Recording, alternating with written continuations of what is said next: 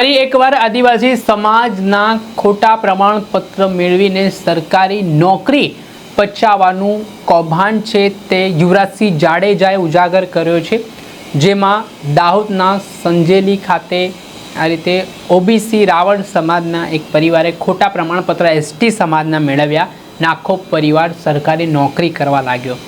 જે બાદ વિદ્યાર્થી નેતા યુવરાજસિંહ જાડેજાને ધ્યાને આ વાત આવી ને આખા સમગ્ર ઘટનાક્રમને તેમણે કૌભાંડનો પર્દાફાશ કર્યો છે। આ ઘટનામાં રાવળ સમાજના એક જ પરિવારના લોકો છે તે ખોટી રીતે એસટી સમાજનો જે પ્રમાણપત્ર મેળવીને પોલીસ કોન્સ્ટેબલ, તલાટીકા મંત્રી, સરપંચ તેમજ એસટી અનામત કોટા સહિતના જે તમામ લાભો છે તે મેળવી રહ્યા હતા ને આવી રીતે કૌભાંડ ષડયંત્ર કરી રહ્યા હતા અને આદિવાસી સમાજના હક અને અધિકાર પર તરાપ મારતા જોવા મળ્યા હતા। જે બાદ આજે વિદ્યાર્થી નેતા યુવરાજસિંહ જાડેજાએ ગાંધીનગર ખાતેથી પ્રેસ કોન્ફરન્સ કરીને ગંભીર આક્ષેપો કરતા આ કૌભાંડનો પર્દાફાશ કર્યો છે ને કોણ કેવી રીતે આખું સુનિયોજિત આ કૌભાંડ ચાલી રહ્યું હતું તેને લઈને યુવરાજસિંહ જાડેજાએ કેટલાક સણસણતા ખુલાસા કરતા શું કહ્યું તે સાંભળો।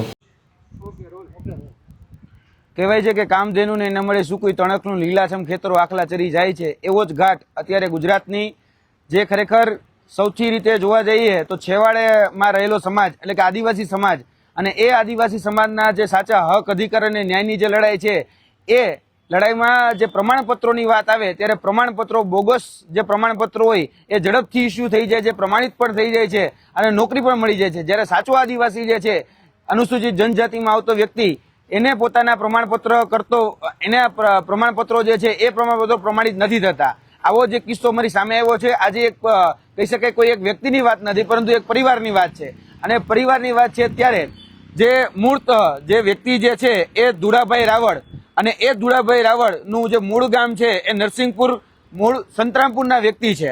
જ્યારે એ પરિવારના જે અન્ય જે સભ્યો જે છે એ અન્ય સભ્યો જ્યારે દાહોદ જિલ્લાના સિંગવડ ખાતે એટલે કે સંજેલી તાલુકામાં આવ્યા અને એ સંજેલી તાલુકામાં બોગસ અનુસૂચિત જનજાતિનું એટલે કે એસટી કેટેગરીનું સર્ટિફિકેટ મેળવી અને ક્યાંક ને ક્યાંક જે એસટી કેટેગરી કોટાના જે લાભો હોય એ લાભો લીધા છે એવું અમારી સામે અત્યારે ક્યાંક ને ક્યાંક આખી જે બાબત જે છે એ બાબત ફલી થઈ છે।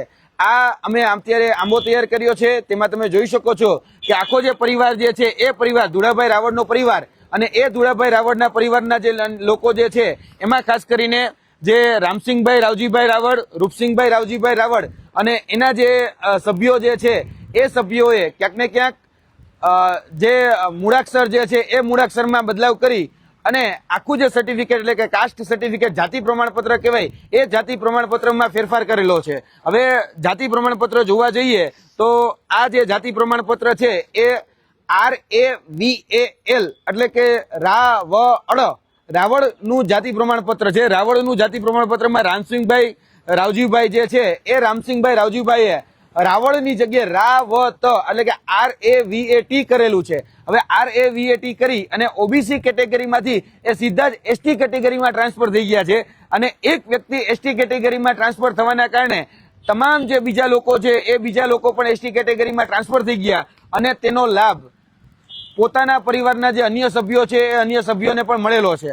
ખાસ કરીને જોવા જઈએ તો અધિકારીઓની મિલીભગત, કાગળમાં છેડછાડ અને તેની સાથે સાથે જે નાણાકીય વ્યવહારો થયા એને કારણે જ આ શક્ય બન્યું એવું મારું માનવું છે। અને આના કારણે જે લોકો છે એ લોકોએ ક્યાંક ને ક્યાંક સરકારી નોકરીમાં પણ લાભ લીધેલો છે। જેમ કે માનુસિંહભાઈ રામસિંહભાઈ રાવળ કથિત રીતે રાવત, એને પોલીસ કોન્સ્ટેબલ તરીકે લાભ લીધેલો છે। 2017ની ભરતીમાં લીમડી પોલીસ સ્ટેશનની અંદર આ વ્યક્તિ નિમણૂક પામ્યા છે, હાલ પણ એ ત્યાં નોકરી કરી રહ્યા છે। ત્યારબાદ કિરણભાઈ સોમાભાઈ રાવળ જે સંજેલીમાં સરપંચ તરીકે રહેલા છે અને એને પણ આ એસટી કેટેગરી જે છે એ એસટી કેટેગરીના ખોટો લાભ લીધેલો છે। હવે એક મૂળાક્ષર જે છે મૂળાક્ષર બદલી નાખવામાં આવ્યો છે। જોવા જઈએ તો કમલેશભાઈ રામસિંહભાઈ રાવત બરાબર મૂળ તો એ રાવળ છે અને જ્યારે એના સ્કૂલ લિવિંગ સર્ટિફિકેટ આપણે ચેક કરીએ ત્યારે સ્કૂલના જે જીઆર છે એ સ્કૂલના જીઆર તમે જોઈ શકો છો કે જેમાં સ્પષ્ટપણે હિન્દુ રાવળ લખેલું છે। એટલે કે આ વ્યક્તિ મૂળ એ ઓબીસીમાં આવે છે।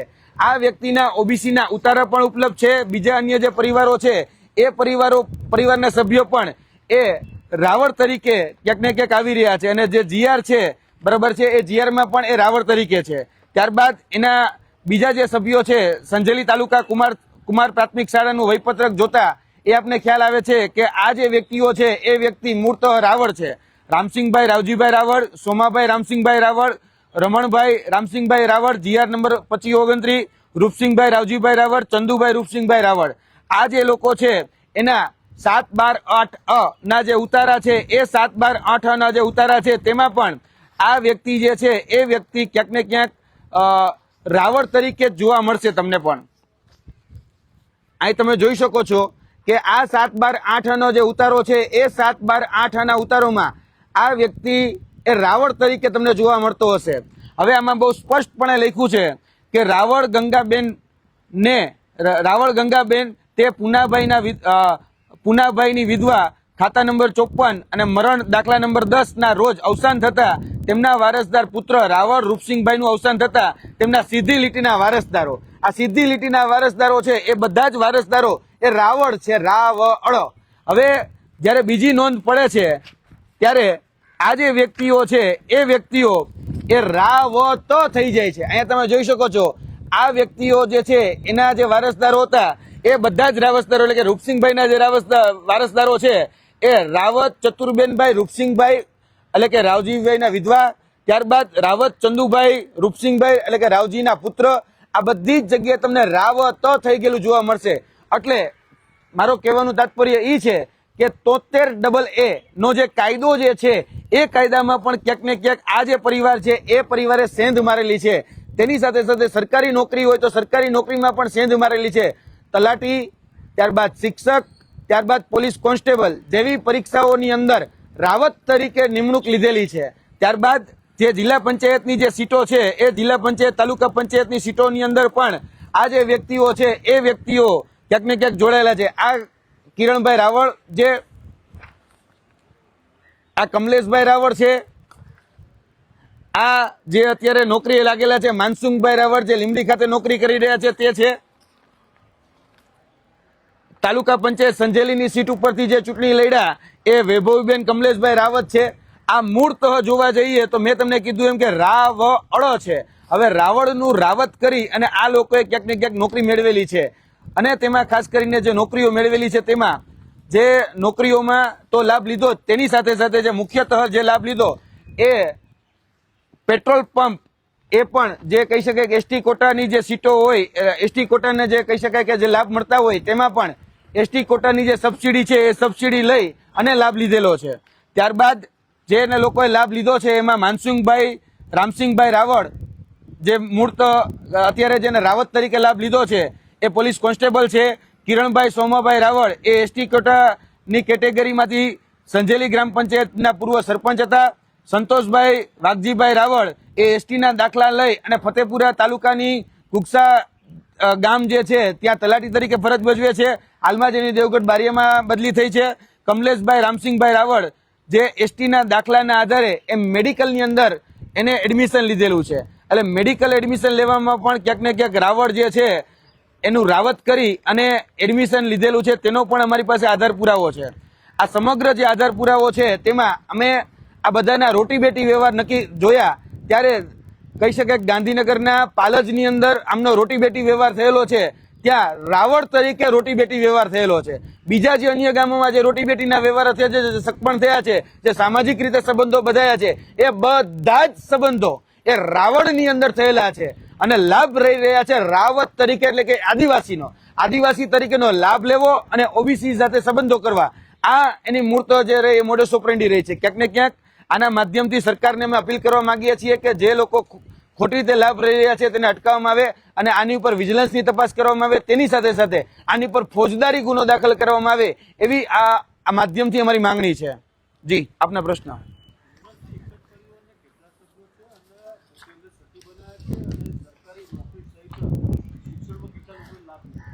જોવા જઈએ તો આ જે આંબો તૈયાર કર્યો છે એ 18 લોકો જે છે એ 18 લોકોએ ખોટી રીતેનો લાભ લીધો છે. 7-12-8 ના ઉતારામાં પણ તમે જોઈ શકો છો કે આ બધા જ જે વ્યક્તિઓ જે છે એ રાવળ તરીકે, પછી રાવત તરીકે જોડાયેલા છે અને જે એના સંબંધિત કહી શકાય કે સામાજિક જે સંબંધો છે એ સામાજિક સંબંધો એ રાવળમાં જ થયેલા છે.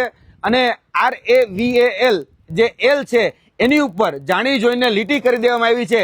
આ તમે કાસ્ટ વેરિફિકેશનનું સર્ટિફિકેટ જુઓ તો તમને સ્પષ્ટ દેખાશે RAVAL એલ છે એની પર ટી કરી નાખવામાં આવ્યો છે.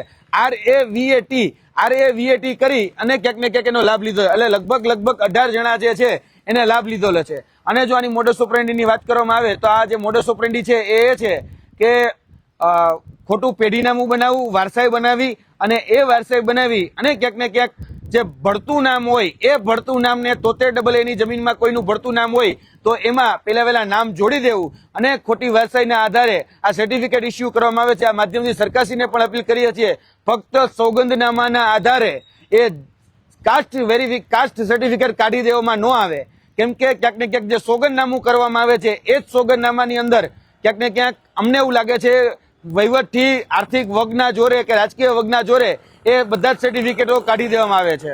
જી હતા યુવરાજસિંહ જાડેજા, જેમાં દાહોદના સંજેલી ખાતેથી આ તેમણે મસ્ત મોટો જે આખો પરિવાર છે તે ઓબીસી સમાજમાં આવે છે, પરંતુ એસટી સમાજના ખોટા પ્રમાણપત્ર મેળવીને જે સરકારી લાભો મેળવવાની શરૂઆત કરી, નોકરી મેળવી લીધીને આ બાબતે તેમણે જે પર્દાફાશ કર્યો છે.